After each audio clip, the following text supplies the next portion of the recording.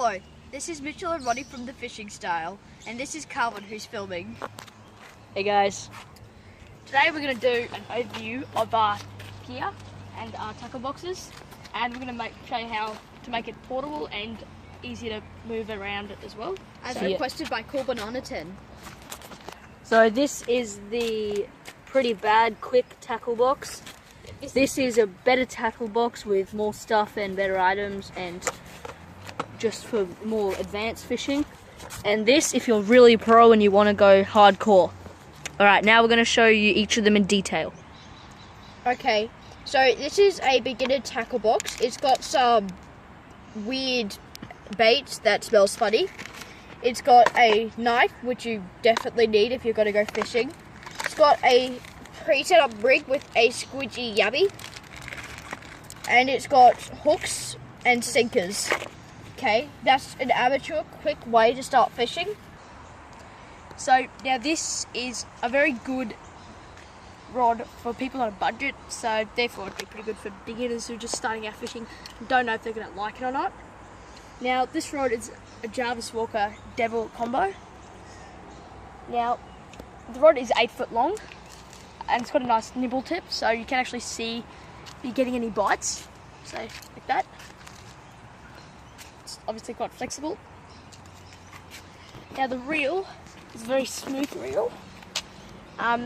It's got a pretty good drag, not the best, but it's got a really good drag for how much you pay.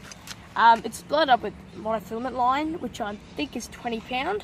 It's also got a nice oversized handle, which does help when you're reeling in slightly bigger fish. Now the rod's rated quite lightly at 37 kilos, so you can't really cast anything.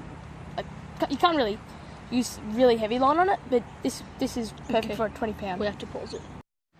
That's it for the beginner fishing kit. Now let's move on to the amateur one. Okay, so this is my bait and tackle box. It's pretty good. It's for medium people.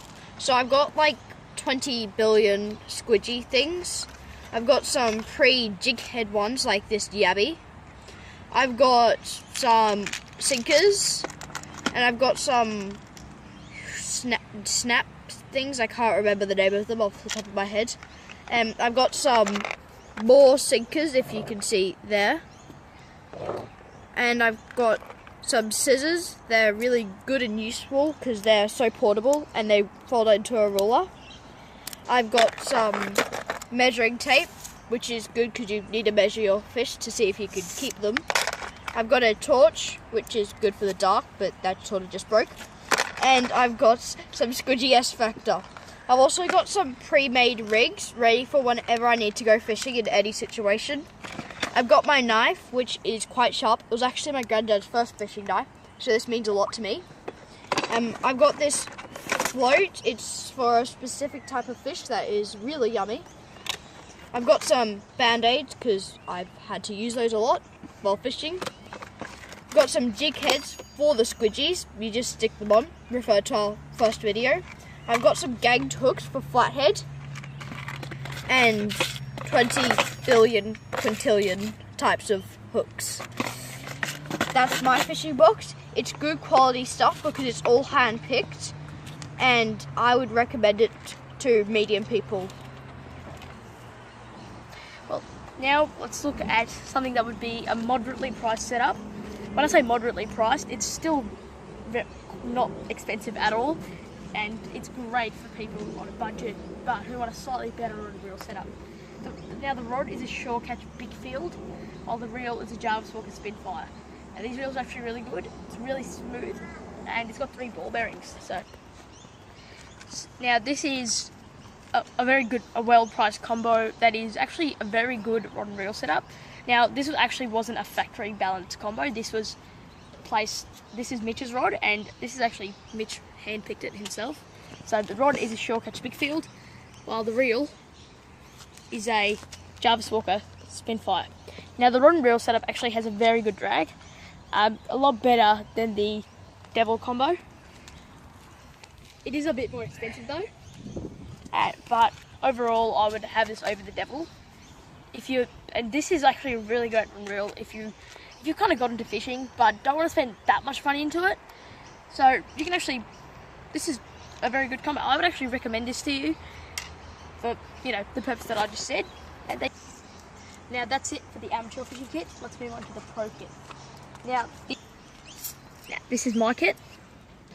Okay guys, so now in my tackle box, I've got a Sharpie. Now this is actually quite an important thing, especially if you're fishing in New South Wales, because it is law over there that you put your name on the rod if you're leaving the rod unattended. I've also got a couple of hooks, a lot more hooks here, and now I also got, this is like my tackle box where I store all my line, and it's good to have some line because, well, you never know when you're going to need it. Because I haven't been spooled personally, but if you do get spooled, it's very convenient and handy to have your line with you, because you don't want to get, you know, spooled and not being able to fish. I've also got a couple of multi-plute tools like this one, so it's just useful. You can there's a bit of a cutter there, used for cutting wire. This one's also useful for getting hooks out of fish if they're stuck in them. And just a bit of this, which is it's kind of similar to S-Dactor, but it's not the same brand, obviously. Zip ties are another important thing. So, because zip ties, especially for me, because I go shark fishing a lot, it helps me put my baits onto the hook without the baits falling off. And obviously I also have a size limit book for Queensland, because it's quite important that you have one. Now let's these two small boxes over here. These boxes I use for lures and other rigs. So I've got heaps of rigs in here that cover everything from big fish to small fish. And I've also got a bit of a lure box. I've lost a few lures over the time, but got a few lures here in as well. Now coming into here, this is where I store all of my terminal tackle. That means a few of my traces, my swivels, my hooks and all that. And I've also got a few batteries and my torches. Now it's very important to have a torch, especially if you're fishing at night. I've got 2 torches because I sometimes fish with someone else, and 2 torches obviously. I also carry a nice little portable blade with me because you never know when that's going to come in handy, especially if you're cutting bait. I've also got heaps of batteries and plenty of hooks.